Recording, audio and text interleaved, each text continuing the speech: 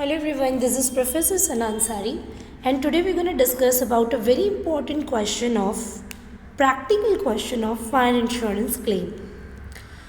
Here we have some other details like undervalued, credit sales and purchase, and here we have to make debtors and creditors account too.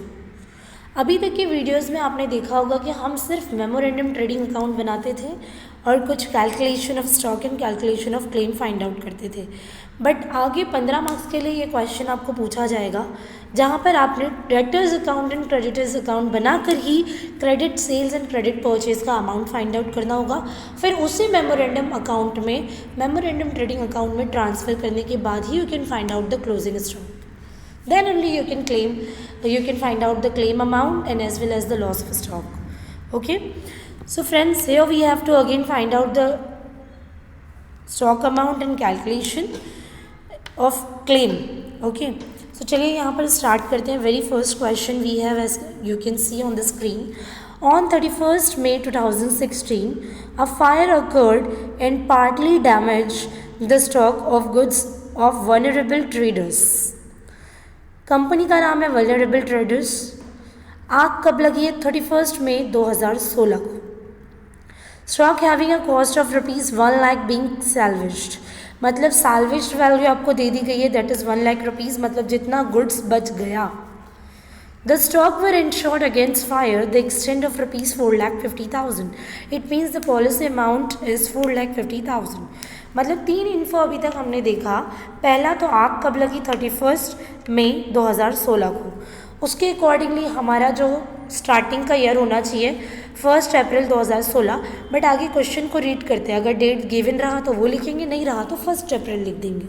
Okay, so यहाँ पर 3 चीज़ें एक बार और recollect करते हैं. Date of fire, salvage value दी हुई है, देन पॉलिसी का अमाउंट दिया हुआ है. चलिए पर्टिकुलर्स को रीड आउट करेंगे. 15 मार्क्स के लिए क्वेश्चन आने के चांसेस हैं. Very very important. 2017 के पेपर में ये क्वेश्चन आया हुआ है.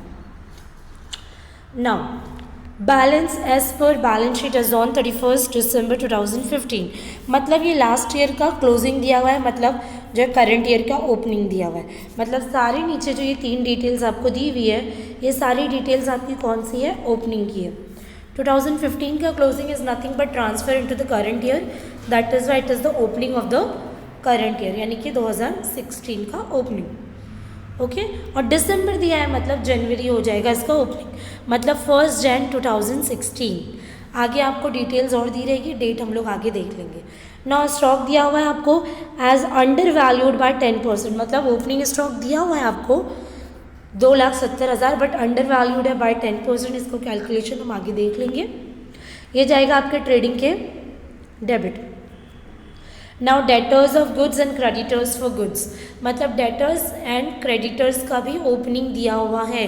जब भी डेटर्स और क्रेडिटर्स दिए रहेंगे कहीं भी सम में, आपको डेटर्स अकाउंट बनाना है, आपको क्रेडिटर्स भी अकाउंट बनाना है. एटलीस्ट 7 लाइन का, 8 लाइन्स का डेटर्स एंड क्रेडिटर्स का अकाउंट आपने बनाना होगा. ठीक है, सो डेटर्स का ओपनिंग जाएगा डेटर्स के डेबिट में, क्रेडिटर्स का ओपनिंग जाएगा क्रेडिटर्स के क्रेडिट में. That's it. ठीक है, चलिए आगे रीड करते हैं. Transaction between 1 January 2016 to 31 May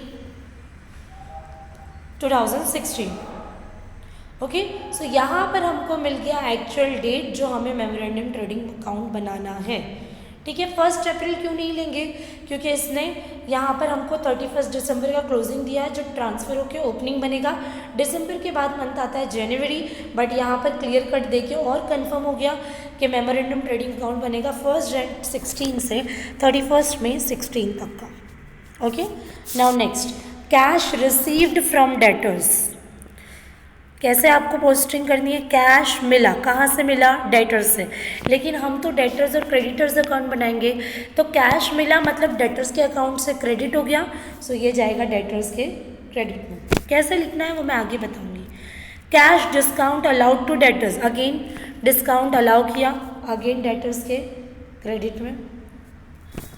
goods return by debtors, debtors ने गुड्स को रिटर्न कर दिया, अगेन डेटर्स के क्रेडिट में. ठीक है, यानी कि सेल्स रिटर्न होता है. डेटर्स ने क्या कर दिया? वो रिटर्न कर दिया हमें, कंपनी को, सो डेटर्स के अकाउंट से credit. Now cash paid to creditors, creditors को पे किया मतलब क्रेडिटर्स के अकाउंट में आएगा, सो क्रेडिटर्स के डेबिट में जाएगा। Cash discount from debt creditors, creditors से डिस्काउंट फिर से डेबिट में। Goods return to creditors, creditors को गुड्स दोबारा दे दिया गया मतलब अगेन उनके डेबिट में, क्योंकि क्रेडिटर्स के अकाउंट में आएगा। ठीक है, इसके बाद और आगे कुछ इन्फॉर्मेशन दी हुई है। कैश सेल्स मतलब ये रहा हमारा सेल्स का अमाउंट जो हम मेमोरेंडम ट्रेडिंग अकाउंट के क्रेडिट में लिखते हैं। फिर goods donated at cost, goods को डोनेट किया ट्रेडिंग के क्रेडिट, क्योंकि हमारे पास से तो जा रहा है। Debtors for goods as on 31 मई 2016 मतलब डेटर्स का क्लोजिंग 31 मई है ना। फिर क्रेडिटर्स का भी दिया हुआ है क्लोजिंग, हम इसको लिख देंगे। डेटर्स का क्लोजिंग जाएगा क्रेडिट साइड, क्रेडिटर्स का क्लोजिंग जाएगा डेबिट साइड, दैट्स ऑल। हमको दिया हुआ है all sales were made at a gross profit of 25% on sales price, 25% का क्या है हमें ग्रॉस प्रॉफिट दिया हुआ है। कभी कभी किसी सम में ग्रॉस प्रॉफिट नहीं दिया है। 2018 के क्वेश्चन पेपर में ऐसा क्वेश्चन आया था जहाँ पर ग्रॉस प्रॉफिट नहीं दिया था, हमें फाइंड आउट करना था। वो वीडियो मैं नेक्स्ट वीडियो में आपके साथ शेयर करूँगी। ठीक है, सो जितना हम लास्ट ईयर के पेपर का प्रैक्टिस कर रहे हैं please do concentrate on those questions.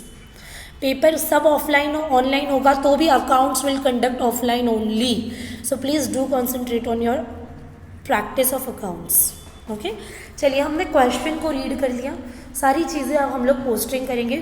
सो यहाँ पर आप देखिए मैंने as it is memorandum trading account बनाया है जो हम अभी तक के वीडियोज़ में बनाते आए थे, बट यहाँ पर देखिए मैंने एक अकाउंट बनाया डेटर्स और दूसरा मैंने बनाया क्रेडिटर्स। ठीक है, एक डेटर्स दूसरा क्रेडिटर्स, आपको ये चीज़ याद रखनी है। ओके, चलिए फिर क्वेश्चन को सॉल्व करना स्टार्ट करते हैं।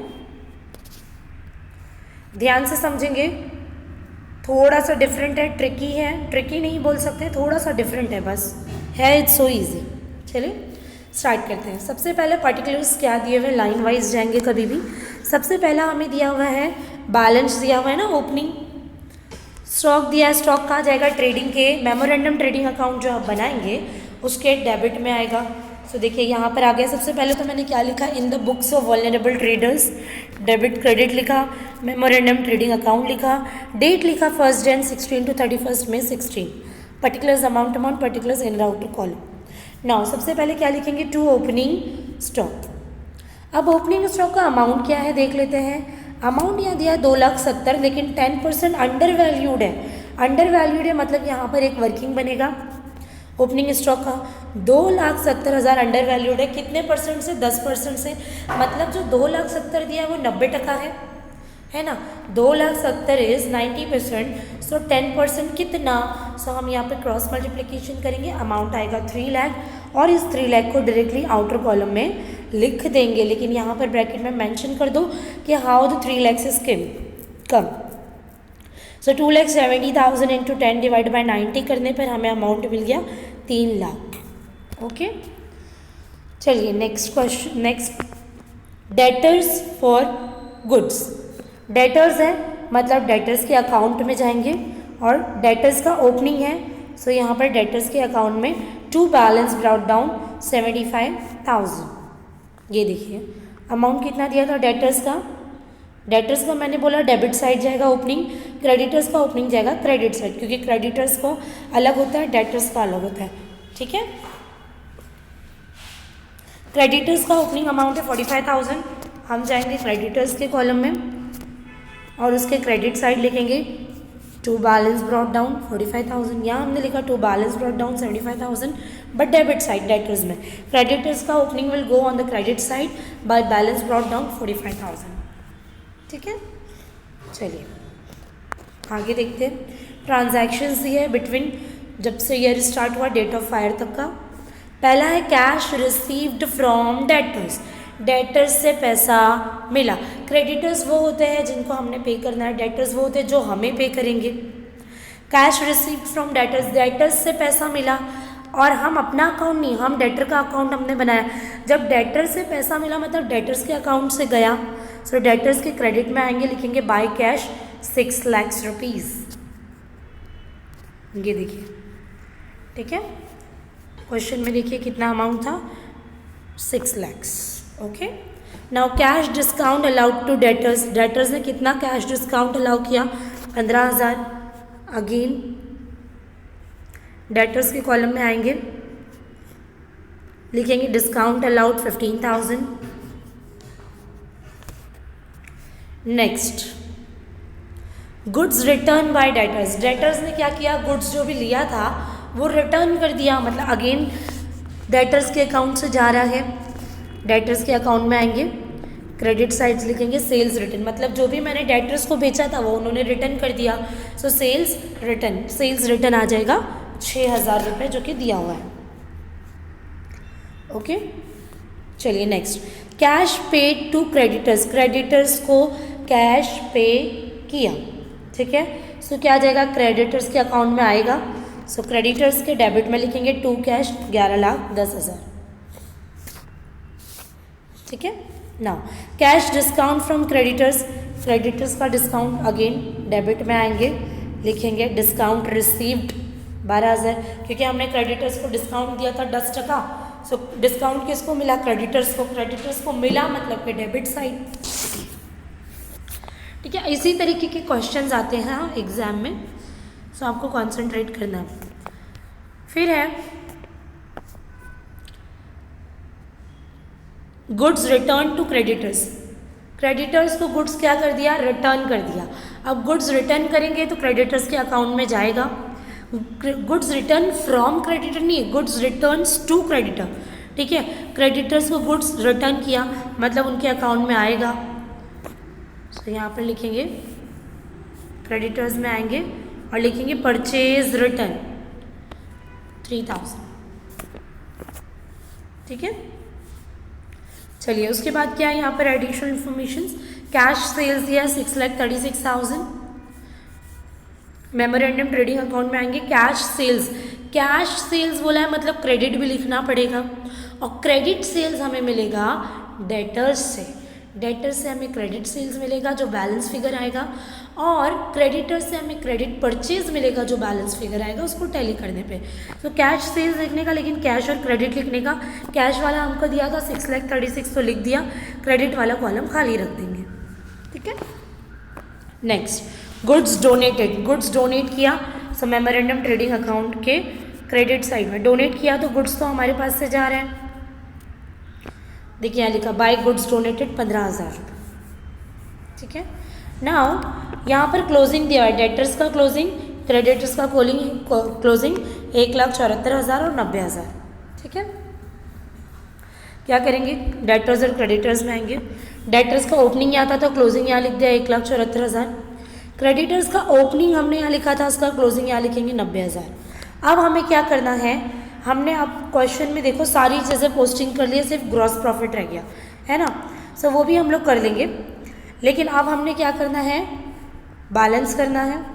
सबसे पहले क्लोजिंग करेंगे डेटर्स और क्रेडिटर्स का, तो चलिए कैसे करेंगे, सबसे पहले आप लोग क्या करोगे, टोटल करोगे, यहाँ का आपने टोटल किया, क्रेडिट साइड डेटर्स में ज़्यादा आएगा 7,95,000, आपने यहाँ लिखा 7,95,000, डिफरेंस आया आपको क्रेडिट सेल्स मिल गया जो है 7,20,000, मतलब हमने यहाँ पर अगर आपने ध्यान दिया होगा सो कैश सेल्स में आपने कैश सेल्स लिखा, now it's time to write down the credit sales जो आपको मिला कहाँ से, डेटर्स अकाउंट को फिगर आउट करने के बाद, टैली करने के बाद जो बैलेंस फिगर मिला वो हुआ आपका क्रेडिट सेल्स, और यहाँ हमने लिख दिया 7,20,000, फिर उसको दोनों को ऐड करके यहाँ लिख देंगे, आ जाएगा 13,56,000।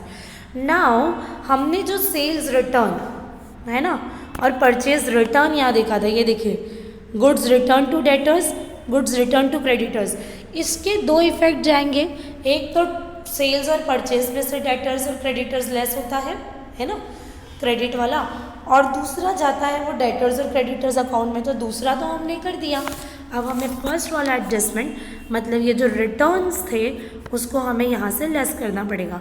सो सेल्स रिटर्न था 6,000, देखिए क्वेश्चन में है सेल्स रिटर्न मतलब डेटर्स ने जो रिटर्न किया वो कितना है 6,000, ये देखिए 6,000 हम यहाँ पर लिख देंगे, 6,000 आपने लेस किया, ये क्रेडिट और कैश को ऐड करने के बाद इसको लेस करने पर फाइनल फिगर जाएगा 13,50,000। चलिए अब क्रेडिटर्स को करते हैं। क्रेडिटर्स का टैली फिगर करेंगे। डेबिट साइड ज़्यादा है 12,15,00,000 लिख दिया। आपको यहाँ से मिल गया क्रेडिट परचेज। लेकिन अगर आपने क्वेश्चन में ध्यान दिया हो सो क्वेश्चन में तो परचेज का अमाउंट ही नहीं दिया था, तो कैश और क्रेडिट, कैश पता ही नहीं है हमें सिर्फ क्या पता है क्रेडिट। सो क्वेश्चन में आएंगे कैश को नील लिखेंगे, परचेज के नीचे परचेज डालेंगे हेडिंग, क्योंकि हमारे पास क्रेडिट है। अगर हम क्रेडिटर्स का अकाउंट नहीं बनाते तो शायद परचेज नहीं जाता, लेकिन क्रेडिट परचेज मिला हमें क्रेडिटर्स के अकाउंट से। सो यहाँ पर कैश को नील दिखाओ और क्रेडिट 11,70,000 लिखो और परचेज रिटर्न था हमारा 3,000। ये देखिए क्वेश्चन में goods return to creditors. Creditors always purchase से मैच करेगा और डेटर्स करेगा सेल से। ये 3,000 है। आप आएंगे यहाँ पर 3,000 लिखेंगे, लेस करेंगे, फाइनल फिगर बाहर लिखेंगे। ठीक है, सो ये हो गया हमारा पूरा कैलकुलेशन। नाउ क्लेम और लॉस फाइंड आउट करना है। लेकिन एक इम्पॉर्टेंट चीज़, अगर आपने देखा पूरा क्वेश्चन मैंने पढ़ा, कहीं पर भी एवरेज क्लॉज नहीं लिखा था, बट इससे पहले के सारे क्वेश्चंस में एवरेज क्लॉज लिखा होता था, जहाँ पर ये क्लियर होता था कि claim amount should not be exceeds rupees policy amount. ठीक है, बट यहाँ पर एवरेज क्लॉज नहीं दिया था, तो चलिए देखते हैं कैसे कैलकुलेट करेंगे। ठीक है, चलो अब यहाँ पर सबसे पहले हम लोग क्या करेंगे, लॉस फाइंड आउट करेंगे, क्योंकि लॉस के बाद ही कैलकुलेशन का फॉर्मूला लगेगा। ठीक है, लेकिन उससे पहले हमारे पास क्या होना चाहिए, क्लोजिंग स्टॉक। सो मेमोरेंडम ट्रेडिंग अकाउंट को क्लोज करेंगे। पर आपको प्रॉफिट कितना बोला, ऑन सेल्स बोला है 25%। सो सेल्स जो आउटर कॉलम में अमाउंट आया 13,50,000 लिखो और वहाँ का कितना टका लेंगे, 25% ले लो। 25% लेंगे, अमाउंट आएगा 3,37,500। टोटल करो, डेबिट वाला बढ़ा जाएगा। फिर आपको जो डिफरेंस मिलेगा क्रेडिट में, जैसे टैली फिगर आया 18,04,500, फिर लेस करो, क्या क्या लेस करेंगे, सेल्स और गुड्स डोनेट। सेल्स करने पे आपको मिल जाएगा क्लोजिंग स्टॉक, जो क्या आएगा 4,39,500। अब फॉर्मूला में पुट ऑन करते हैं। लॉस कैलकुलेट करने का फॉर्मूला है क्लोजिंग स्टॉक माइनस सैल्वेज, फिर एक्चुअल लॉस मिलेगा। क्लोजिंग अभी हमने निकाला 4,39,500 और सैल्वेज वैल्यू ऑफ गुड्स कितना है, क्वेश्चन में हमको स्टार्टिंग में ही दे दिया था। ये देखिए सेकेंड लाइन में 1 लाख बीइंग सैल्वेज्ड। ठीक है, सैल्वेज वैल्यू यहाँ पर लिखेंगे, अमाउंट आएगा 3,39,500। नाउ एवरेज क्लॉज तो दिया ही नहीं। अगर एवरेज क्लॉज दिया होता तो मैं फॉर्मूला अप्लाई करती, जो होता closing stock divide by policy amount into loss, और मैं क्या पता कर पाती थी आराम से, क्लोजिंग स्टॉक। लेकिन एवरेज क्लॉज तो कहीं भी क्वेश्चन में नहीं दिया है। ठीक है, सो अगर एवरेज क्लॉज से फाइंड आउट करने नहीं बोलेगा, यानी लिखा हुआ नहीं है एवरेज क्लॉज, तो यहाँ पर आपको देखना है कि अगर क्लेम का अमाउंट या लॉस, जो लॉस का अमाउंट है, अगर वो पॉलिसी अमाउंट से कम है तो जितना है उतना पूरे का क्लेम मिलेगा। ठीक है, लेकिन अगर एवरेज क्लॉज दिया रहता सो हम क्रॉस मल्टीप्लिकेशन करके ही आंसर निकालते। लेकिन जब भी एवरेज क्लॉज पॉलिसी में नहीं दिया रहेगा सो वहाँ पर हमारा जो क्लेम होगा वो जितना पॉलिसी है उसके हिसाब से, अगर पॉलिसी से कम है तो पूरे के पूरे अमाउंट का क्लेम मिल जाएगा। सो यहाँ पर देखिए मैंने लिखा है कैलकुलेशन ऑफ क्लेम में, since the sum assured is not less than stock on the date of fire, there is no under insurance average clause.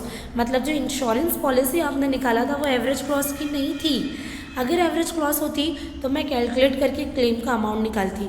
So that is why hence the amount of claim will be same as stock lost by fire. जितना goods जला उतने पूरे का loss मिलेगा।